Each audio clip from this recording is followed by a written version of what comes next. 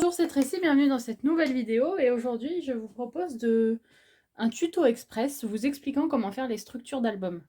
Je l'ai déjà expliqué dans plusieurs tutos de mini, mais je me suis dit que ça pourrait être utile d'avoir une vidéo qui parle que de ça, où j'explique vraiment comment je fonctionne et à chaque fois je renverrai vers cette vidéo particulièrement pour chaque album.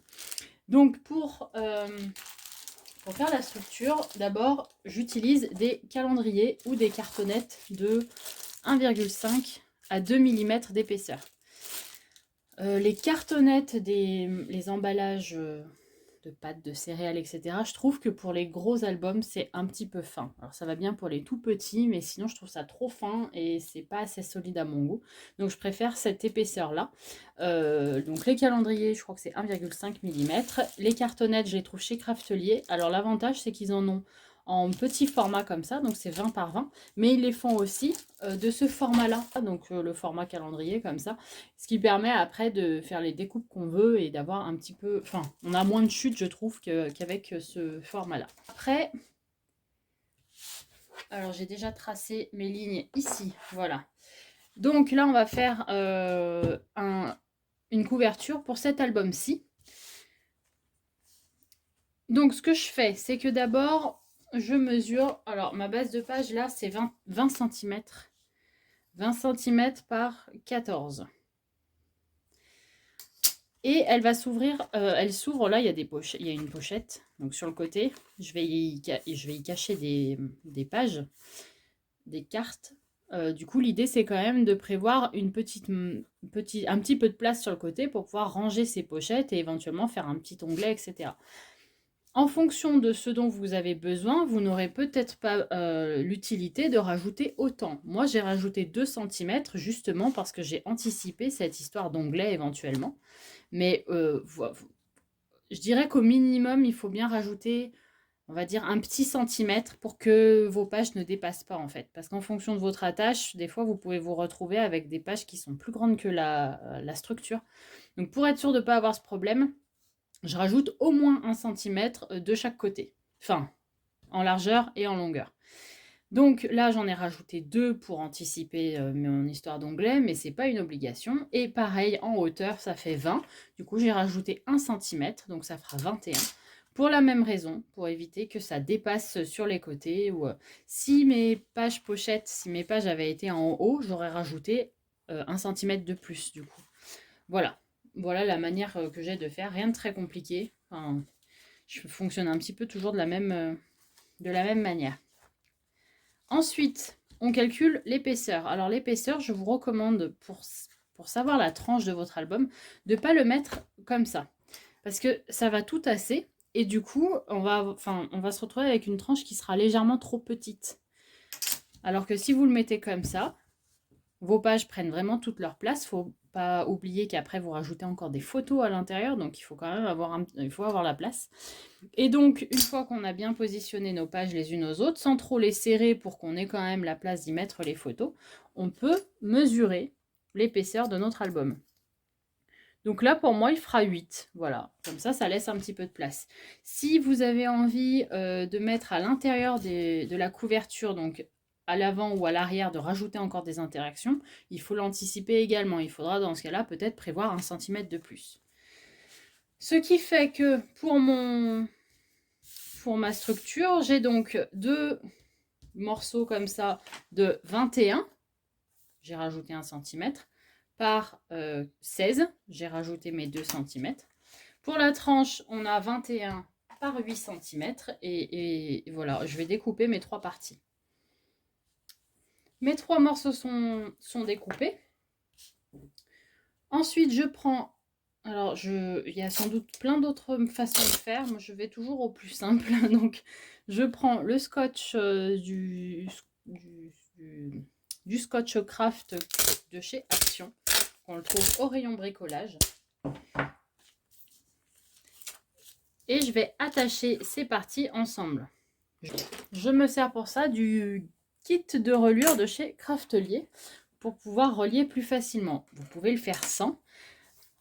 L'avantage de ce guide, c'est du thé là par exemple, c'est qu'il me permet de relier bien droit. Alors on peut Voilà, vous pouvez le faire sans, du coup, vous calculez de sorte à ce que ce soit bien droit.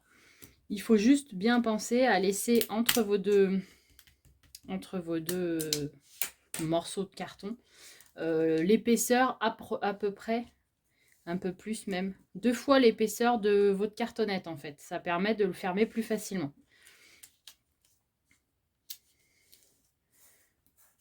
Voilà. Jusque là, rien de très compliqué. Je vais faire pareil de l'autre côté.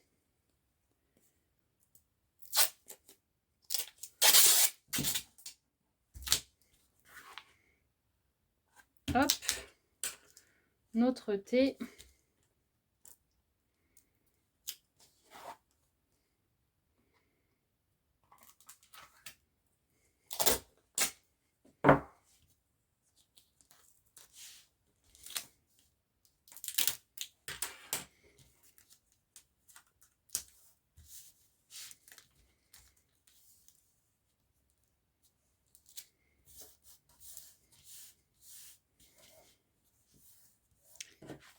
Voilà, on a la base. Maintenant, on va recouvrir ça de papier. Pour ça, j'utilise la plupart du temps ces blocs de chez Action et je prends les papiers fins. Et je choisis la couleur du papier en fonction de la couleur de ma base. Mes bases sont toujours, c'est soit du blanc, soit du craft, soit du noir. Et en fonction de la base, je recouvre ma couverture de la même couleur. Donc là, comme on est sur du blanc, je vais prendre le papier blanc.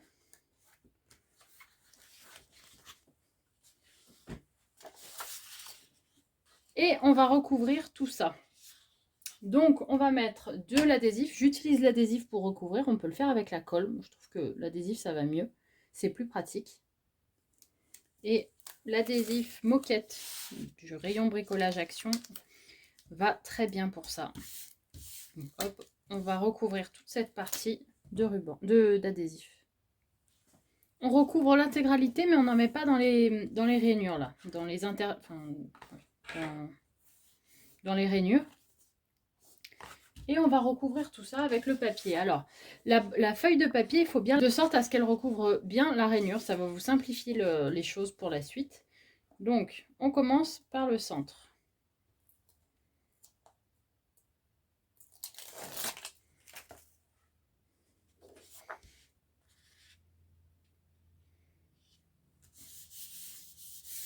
Hop. Voilà. Jusque-là, c'est bon. Après la deuxième feuille,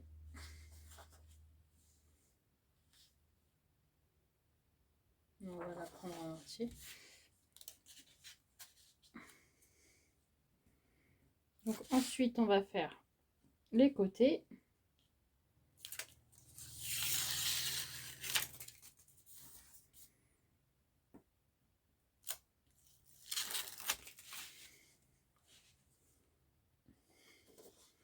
Et là, on va mettre la seconde feuille, on va la mettre un petit millimètre sur la première. Voilà, pour s'assurer que ça ne va pas s'écarter. Si vous les mettez vraiment pile poil l'une à côté de l'autre, parfois on se retrouve avec un écartement du papier en fait quand on le plie.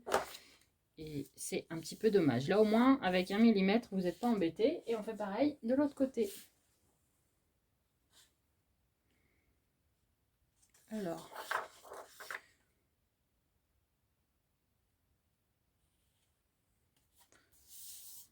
hop. Ensuite, je vais couper, alors j'en ai, ça dépasse, on va couper de sorte à ce qu'il reste 2 cm à peu près tout le tour. Et on va recouvrir avec, la marge de papier qui reste. Ensuite, je prends l'équerre qui fait partie du guide du kit de reliure. On peut également la fabriquer, il y a des tutos sur YouTube, enfin voilà, vous pouvez la fabriquer.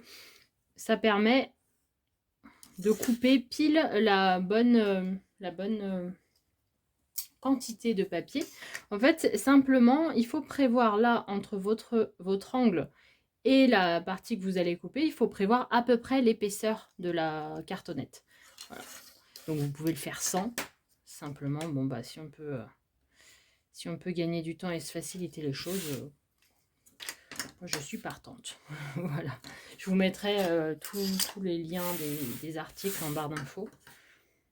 Je ne suis pas payée hein, par Craftelier pour le faire. Simplement que c'est une enseigne que je trouve géniale. Ils nous envoient, enfin, ils envoient les produits rapidement, les envois sont soignés, tout ça. Donc voilà, j'ai rien à en redire. Forcément, je suis une bonne cliente du coup. Hop.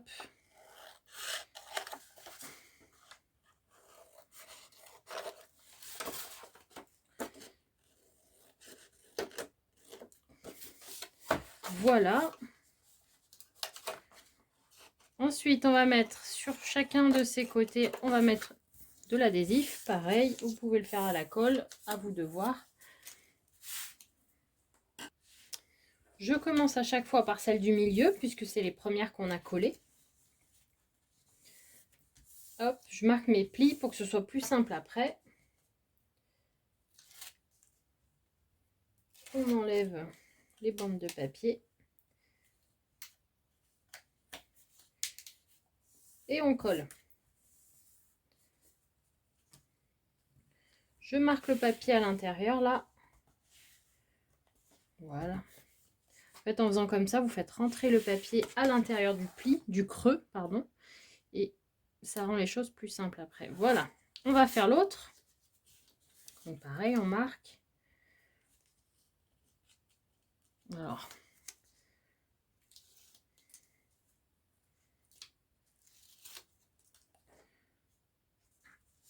Hop.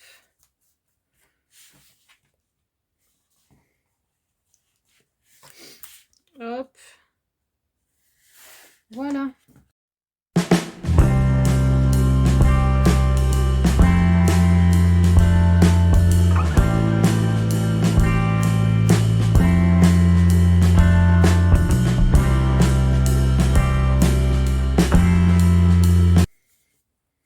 Voilà pour le tour. Et ensuite, on va recouvrir l'intérieur ici pour pas qu'on voit en fait cette partie-là, la partie un peu brune du craft. On va la recouvrir de la même couleur, donc en blanc également. Juste que je me trouve encore un papier. Hop là. Et c'est la partie, je dirais, la plus compliquée, puisque effectivement, il y a des fois, ça aura tendance à nous faire des petits plis assez disgracieux. Bon, j'ai trouvé le moyen, du coup, de déchirer la feuille. Alors, l'idéal, c'est de...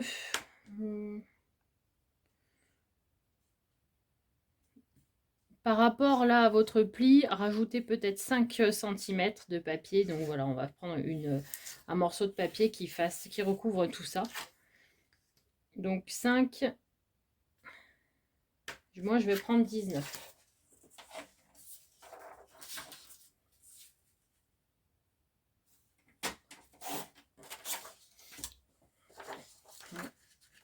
C'est approximatif. Et là-haut, pour le recouvrir presque entièrement, comme la page fait 21, on va prendre 20 à peu près.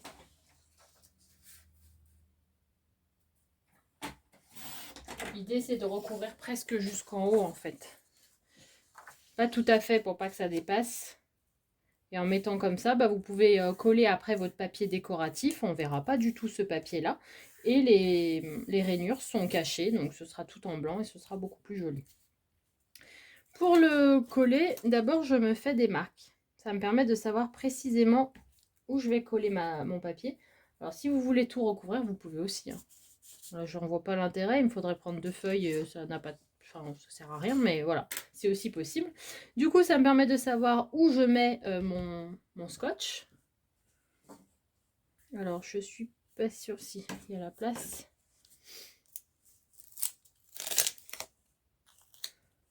Donc, comme tout à l'heure, on ne masque pas les rainures avec le scotch. Donc, on ne cache pas les rainures. On fait attention que ça ne déborde pas en haut non plus, puisque notre papier ne va pas recouvrir l'intégralité. Donc, il faut faire en sorte, là, je dépasse presque en bas. Et on va faire les parties, mais les unes après les autres. Parce que si vous essayez de faire tout en même temps, ça... Bon, statistiquement, ça peut fonctionner, mais il y a quand même de fortes probabilités que ça, que ça déconne. Alors, non, c'est comme ça. Donc d'abord, je vais mettre celui-ci. On va essayer de le mettre droit.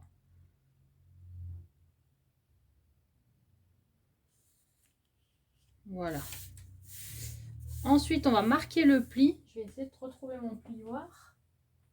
Normalement, je vous l'avais bien rangé cette fois. Alors, et c'est là une des difficultés, c'est qu'il faut marquer le pli, mais en faisant attention de ne pas déchirer le papier. Et moi, j'ai une fâcheuse tendance à le déchirer. Donc, on y va doucement. Voilà. Une fois que c'est bien marqué, que le papier rentre bien à l'intérieur de la rainure, on va pouvoir faire la suite. Donc, on enlève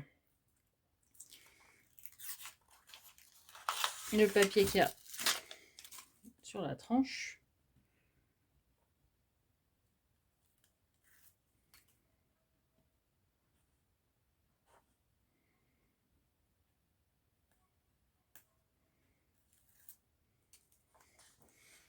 Hop, on vérifie que notre papier est bien dans la rainure et on colle.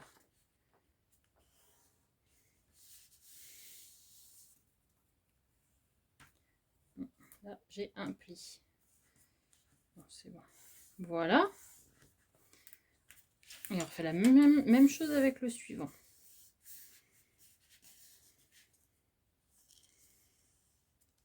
Vous marquez bien.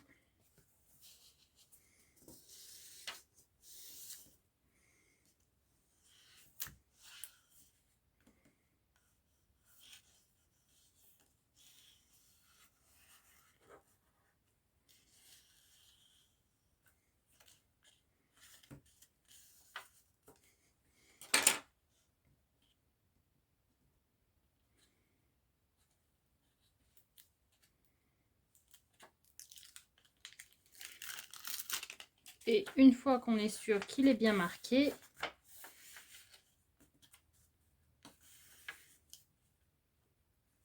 on colle. Normalement, je dis bien, on n'a pas de souci, l'ouverture se fait correctement, il n'y a pas de pli disgracieux et ça fonctionne plutôt bien. C'est la seule partie un peu délicate, une structure d'album, ça n'a rien de très compliqué à faire. Mais voilà, sur cette partie-là, parfois on a des plis, c'est pas dramatique non plus. Si le pli est en plein milieu, vous savez que vous allez coller par-dessus, donc c'est pas un problème. C'est plus s'il se trouve vraiment là, proche de la rainure, que ça risque de se voir. Voilà. Voilà pour la structure. Ben, il ne reste après plus qu'à déterminer comment vous allez le fermer déjà, donc par ruban ou éventuellement en rajoutant encore une bande comme ça. Hein. Vous pouvez le faire ça 50 000 fois et après le refermer par un aimant, pourquoi pas. Et ensuite, à tout recouvrir. Voilà, une structure d'album très très simple à réaliser et vous pouvez le faire pour tous les formats et de toutes les sortes en fonction de vos besoins. J'espère que ce tuto était clair, que cette vidéo vous a plu et je vous dis à très bientôt.